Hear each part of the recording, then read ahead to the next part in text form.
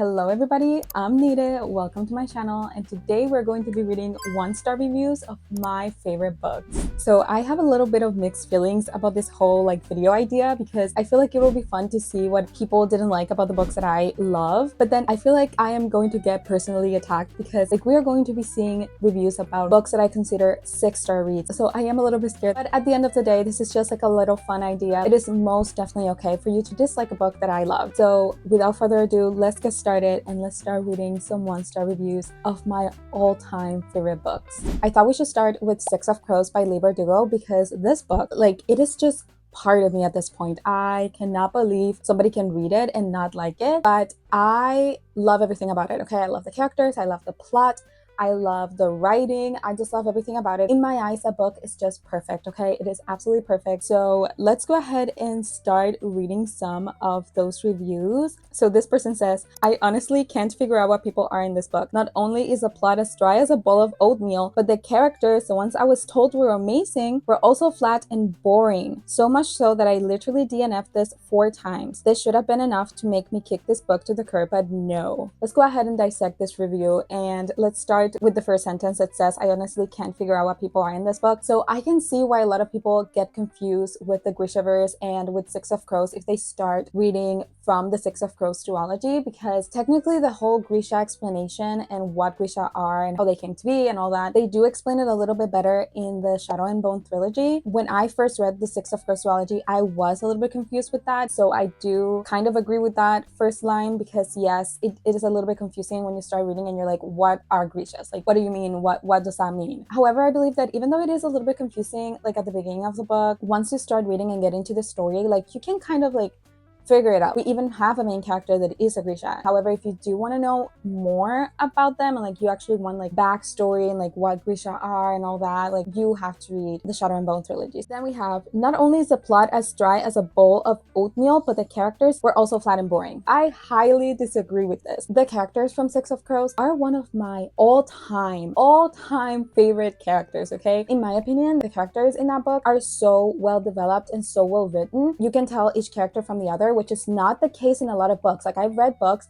where there's a big cast of characters and I don't know who is who because everybody has the same personality, everybody is literally written the same. But in this book, that is not the case, okay? That is not the case. So yeah, I definitely don't agree with that. And I definitely do not think that the plot is boring. We have a heist, we have some crazy backstories and crazy stories that are happening. Okay, so this one is really simple. 1 star.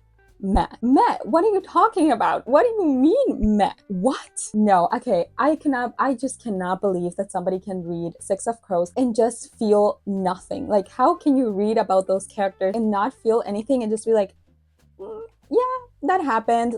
No, I cannot believe. I do not relate. Okay, let's look for one more. Okay, this one says, the only thing I liked about this book was that its pages were black. Other than that, too wordy, slow paced, and I didn't care about any of the characters. And again, definitely do not relate or agree with the didn't care about the characters because I literally live for these characters, okay? I think about them 24/7. And slow pace, yes, it is a bit slow pace. I will give you that, okay? It is a fantasy book. Fantasy books are usually really long books that are kind of slow paced because you have to develop a really complicated plot. However, I would not edit down Six of Crows. It is just such a perfect book in my opinion. Yes, I can see that it is slow paced, but I feel everything that happens in that book, it's necessary. All right, so the next book that we're going to be reading 1-star reviews of is going to be Project Hail Mary by Andy Weir. I'm not a super big sci-fi reader. I read a little bit of everything, so I do read some sci-fi here and there. However, it's not a genre that I usually gravitate towards, but this book, it was so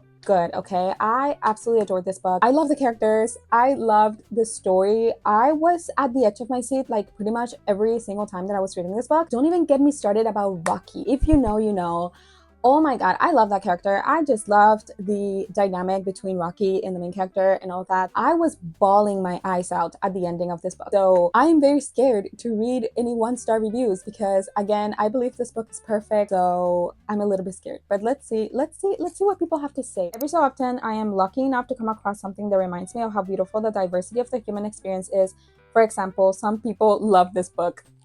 I thought this was going to be kind of positive and I'm gonna be okay, they gave it a 1 star, but they probably see how other people could enjoy this book, it's kind of passive aggressive, isn't it? Yeah, I mean, as I said in the beginning of this video, we love seeing how diverse people's opinions about books are. You know, that is the base of the book community, because it would be so boring if everybody felt the same about every single book. But how can you not like this book? Okay, let's move on. Let's see. I was going to give it a higher rating, but Jesus Christ, what an awful ending. Absolutely insulting to the time put in to read it. I don't fully agree with this review because, of course, I love this book. It's a 5-star book for me. However, I can see their point of view. Like, I can see why they will feel disappointed with the ending, but I don't want to say much because I don't want to spoil it. Not everything is always perfect, and that is okay. I do tend to enjoy books where we see that, right? Where we see the imperfect situation. But for me, the ending was okay. Like, it was heartbreaking. Like, literally, I think about that ending and I want to cry right now. I just feel like even if you didn't enjoy the ending, the book as a whole, it's so good, and the journey that we go through with these characters is just so impactful and so full of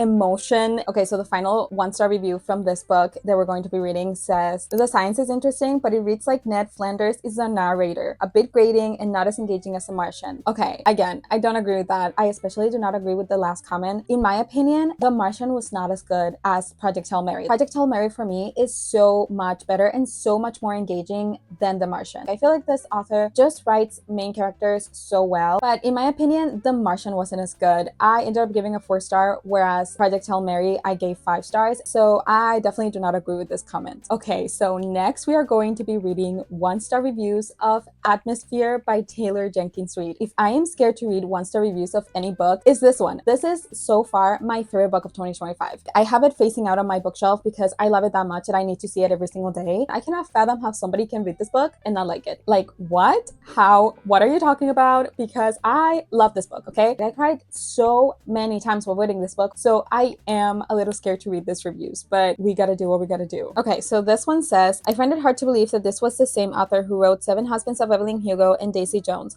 Literally can't believe it. This book was so bad in so many ways, and I'm really sad about this. What?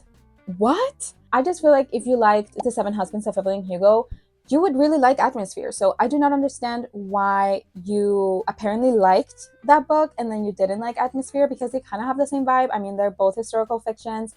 They both follow like strong, empowered women. And then we also have this like amazing love story. I just don't understand. So I don't agree.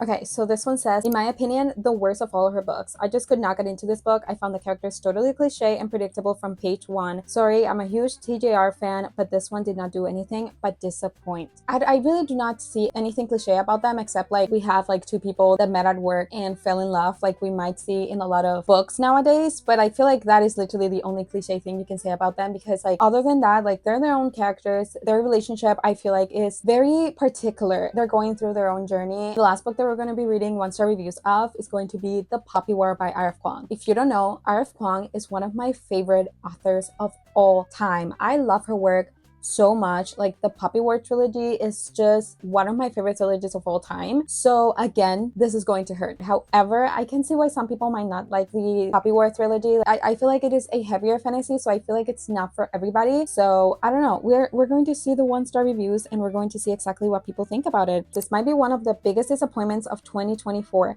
and we're barely 2 months in. This does not bode well for the rest of the year. How? Like, why? Like, what do you think would happen? Like, what expectations did you set for it that when you read it, it disappointed you? How can this book disappoint you? Okay, this one says, terrible writing, reads like a first draft, only finished it because I had spent money on it. If there's something I can say about R.F. Kuang, is that she is an amazing author, an amazing writer. Like, I love her writing style in every single book that I've read from her. So I most definitely disagree with this review. Okay, and let's finish with this one. It says, just no. Okay, that is literally all that it says. I mean, you're entitled to your opinion, but I do not agree. Okay, so those are all the 1-star reviews that I'm going to be reading in this video. I'm just tapping out. I cannot do it anymore. Let me know in the comments if you agree with any of the 1-star reviews that we read in this video, or do you agree with me and you also love the books that we talked about in this video? Don't forget to subscribe if you have not done so already. I upload videos every single Friday, and I will see you in my next video.